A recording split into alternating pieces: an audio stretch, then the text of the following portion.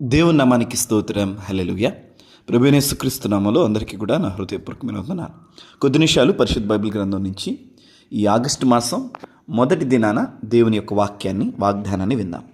జెఫన్యా గ్రంథం 3వ అధ్యాయం 20వ వచనం. భూమి మీదనున్న జనులందరి దృష్టికి నేను మీకు ఖ్యాతిని మంచి పేరును తెప్పింతును. ఇదే యెహోవా వాక్కు. ఆమేన్. హల్లెలూయా. ఈ వాగ్దానాన్ని మనం ఎలా స్వీకరించగలుగుతాం? దేవుడు ఆనాడు ఇజ్రాయెల్ ప్రజలతో కదా చెప్పింది.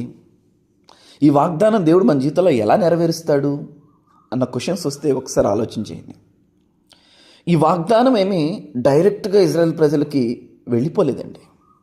ఈ వాగ్దానానికి ముందు వాళ్ళు కొన్ని పరిస్థితుల్లో గుండా వెళ్ళారు. ఈ ఉదయకాల సమయంలో దేవుని వాక్యాన్ని వింటున్న మనం కూడా ఈ విషయాన్ని గుర్తుపెట్టుకోవాలి. ఒక వాగ్దానాన్ని మనం అనుభవించాలంటే వాగ్దానాన్ని అనుభవించే ముందు కొన్ని పరిస్థితుల్లో కూడా మనం వెళ్తాం, ఆల్రెడీ ఉండే ఉంటాం. సో నిర్గమాకాండం మనం చదువుతున్నప్పుడు దేవుడు కొన్ని సంవత్సరాల క్రితమే దేవుడు ఆ వాగ్దానాన్ని ఇచ్చాడు. అయితే దాని నెరవేర్పు 430 సంవత్సరాల తర్వాత ఇజ్రాయెల్ ప్రజలు అనుభవిస్తూ ఉన్నారు. ద సేమ్ వే వాగ్దానము ఇప్పుడు ఇవ్వబడవచ్చు, కానీ దాని నెరవేర్పు కొన్ని రోజుల తర్వాత లేదా ఈ మాసములో మనం చూడవచ్చు. ఎందుకంటే వాగ్దానములను ఇచ్చి మనల్ని మన జీవితాల్లో నెరవేర్చే దేవుడు ఆయన.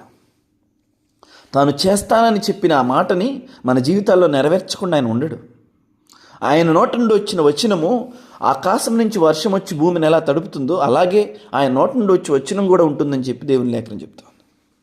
సో ఇజ్రాయెల్ ప్రజలు ఎన్నో అవమానమైన పరిస్థితులకు వెళ్ళారు, నిందల్లోకి వెళ్ళారు, హేళనగా చేయబడ్డారు. చూసిన వారందరూ కూడా వీళ్ళకు ఒక గృహం లేదు, ఒక దేశం లేదు, ఒక ప్రాంతమే లేదని ఎక్కడ పడితే అక్కడ చెరక తీసుకుని వెళ్ళబడ్డారు.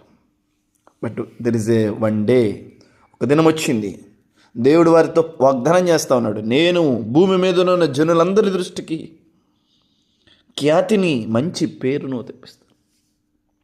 Yes, it is already fulfilling promise. అది నెరవేర్చబడుతూ ఉన్న వాగ్దానం. ఇప్పుడు ఆల్రెడీ ఇజ్రాయెల్ జీవితాలు అది మన జీవితాల్లో కూడా నెరవేర్చబడుతుంది.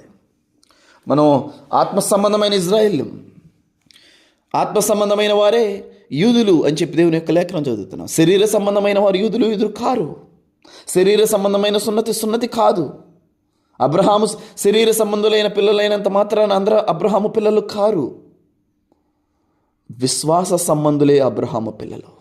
విశ్వాస సంబంధులైన అబ్రహాము పిల్లలమైన మనతో దేవుడు చెప్తున్నాడు, భూమి మీద ఉన్న జనులందరి దృష్టికి నేను మీకు ఖ్యాతిని పేరును తీసుకొస్తాను. ఎప్పుడు, ఏం చేస్తే, ఎలా? దేవుని వాక్యం ఒకటే చెప్తా ఉంది. ఆయనకు అసహ్యమైనది, ఆయనకు నచ్చనిది, ఆయనకి ఇష్టం లేని విషయాలకు మనం దూరం అవుతాం. ఆయనకేది నచ్చుతుందో, ఆయనకేది ప్లీజబుల్గా ఉంటుందో ఎరిగి వాక్యాన్ని తెలుసుకొని ఆయన చిత్తానుసారంగా ఈ భూమి మీద మనం జీవించడానికి ఇష్టపడినప్పుడు, ఆయన కొరకు లోకాన్ని త్యజించి ఉపేక్షించుకున్నప్పుడు దేవుడు ఆయన మన కొరకు నిలబడతాడు. గొప్ప ఘనమైన కార్యాలు మన జీవితాల్లో జరిగిస్తాడు. ఊహించలేనటువంటి గొప్ప ఖ్యాతిని, పేరుని దేవుడు మన జీవితాల్లో అనుగ్రహిస్తాడు. ఆమేన్. ఇట్ ఈస్ ట్రూ అండి. ఒకటే కండిషన్, ఈ భూమి మీద ఆయనకి ఇష్టలుగా మనం జీవించాలి. మనం చేసే ప్రతి పనులు ఆయనతో కలుపుకొని మనం ముందుకు అడుగులు వేయాలి.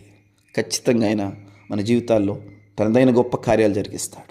ఆమేన్. ఈ ఆగస్టు మాసంలో మీరు నమ్మండి, నేను మీకు ఖ్యాతిని, నేను మీకు పేరును జనులందరి దృష్టిలో నేను మీకు ఇస్తానని చెప్తున్నాడు. విశ్వసిద్దాం, దాన్ని ఇన్హెరిట్ చేసుకుందాం. దేవుడి వాగ్దానం మన జీవితాల్లో నెరవేర్చును గాక. ఆమేన్. ప్రార్థన. పరిశుద్ధుడైన తండ్రి, ప్రేమ కలిగిన మా దేవ, ఈ ఆగస్టు మాసంలో కూడా మమ్మల్ని కృపాక్షేమములే మమ్మల్ని వెంబడించునుగాక. ఈ మాసమంతా పోషించండి, సంరక్షించండి, ఆరోగ్యాలు దయచేయండి. బిడ్డల ఉద్యోగాల్లో, రాకపోకల్లో, ప్రయాణాలన్నింటిలో క్షేమం దయచేయి. బిడ్డల చదువుల్లో తోడుండు. చేస్తున్న ప్రయత్నాలన్నింటినీ సఫలపరచండి. యేసే రక్తపు కంచె ప్రతి బిడ్డ మీద, కుటుంబం మీద పలుకుచు. ఈ ఆగస్టు మాసపు శుభాలు ప్రతి కుటుంబానికి పలుకుచు. యేసు నామములో అడిగి వేడుకొని పొందుకుని ఉన్నాం తండ్రి. ఆమేన్. గాడ్ బ్లెస్ యు ఆల్ అండి.